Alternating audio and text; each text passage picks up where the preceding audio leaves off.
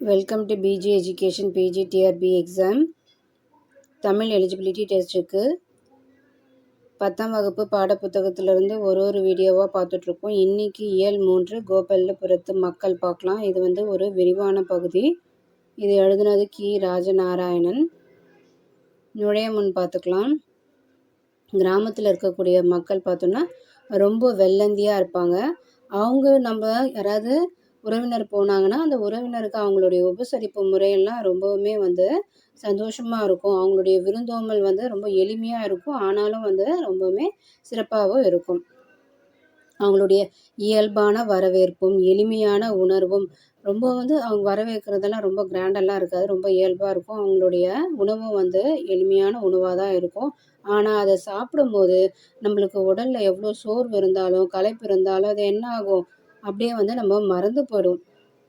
அவங்க வீட்டுக்கு உறவினருக்கு அவங்கக்கிட்ட என்ன இருக்கோ அது கொடுத்து அவங்களையும் சந்தோஷப்படுத்தி பார்ப்பாங்க. அதுதான் கிராமத்து மக்களோட விருந்தோம்பலோட சிறப்பே. இப்போ நம்ம கரிசல் இலக்கியம் தெரிந்து கொள்வோம். வந்துடலாம். தெரிந்து தெளிவும் பார்க்கலாம். கரிசல் இலக்கியம். இந்த கரிசல் இலக்கியம் முதல்ல எங்கே தொடங்கிச்சுன்னா கோவில்பட்டியை சுற்றி இருக்கிற வட்டார பகுதியில தான் இந்த கரிசல் இலக்கியம் தொடங்கியிருக்கு.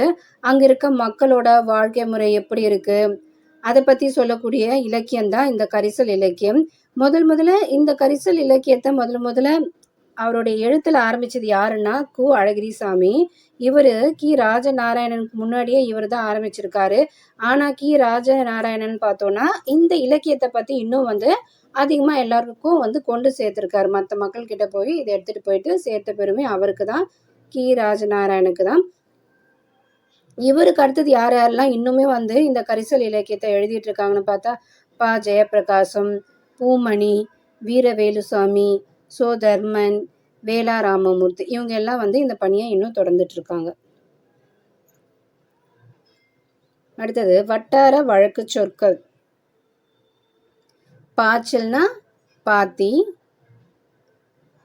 தேசந்திரிகள்னா நாடோடிகள், பதனம்னா கவனமாக, நீத்து பாகம்னா மேல் கஞ்சி, கடிச்சு குடித்தல்னா வாய் வைத்து குடித்தல், மகுலினா கஞ்சி,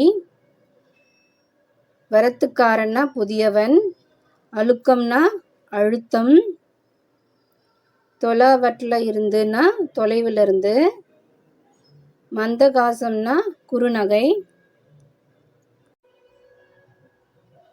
நூல்வெளி பார்க்கலாம்.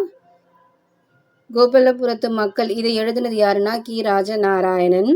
இவருடைய சொந்த ஊர் இடைச்சேவல். அந்த ஊரில் வாழ்ந்த மக்கள் அவங்களுடைய வாழ்க்கை முறை எப்படி இருக்கு அதை கொஞ்சம் கற்பனையாக இவரை இன்னும் மெருகேற்றி இந்த புதினத்தை எழுதியிருக்காரு. இந்த புதினத்தோட ஒரு பகுதி தான் நம்மளுக்கு இங்கே கதை பகுதியாக கொடுத்துருக்காங்க. இந்திய விடுதலை போராட்டத்தினை பின்னணியாக கொண்ட இந்நூல் 1999ஆம் ஆண்டிற்கான சாகித்ய அகாதமி விருதினை பெற்றது. இது இம்பார்ட்டன்ட். கரிசல் எழுத்தாளர் கி. ராஜநாராயணன் எழுத்துலகில் கீரா என்று குறிப்பிடப்படுகிறார். இவருடைய இன்னொரு பேர் என்னன்னு சொல்றாங்க, கீரா.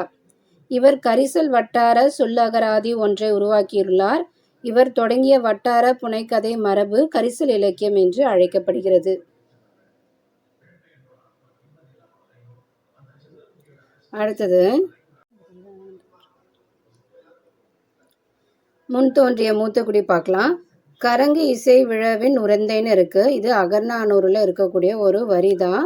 கரங்கு இசைனா ஒரு ஊர்ல விழா நடந்துகிட்டு இருக்கு. அந்த விழாவில் இசை கேட்டுக்கிட்டு இருக்கு. அது எந்த ஊருன்னு பார்த்தோம்னா உறந்தைன்னு சொல்றாங்க. உறந்தைனா திருச்சி மாவட்டத்தின் உறையூரை தான் இங்க இந்த உறந்தைன்னு குறிப்பிடுறாங்க.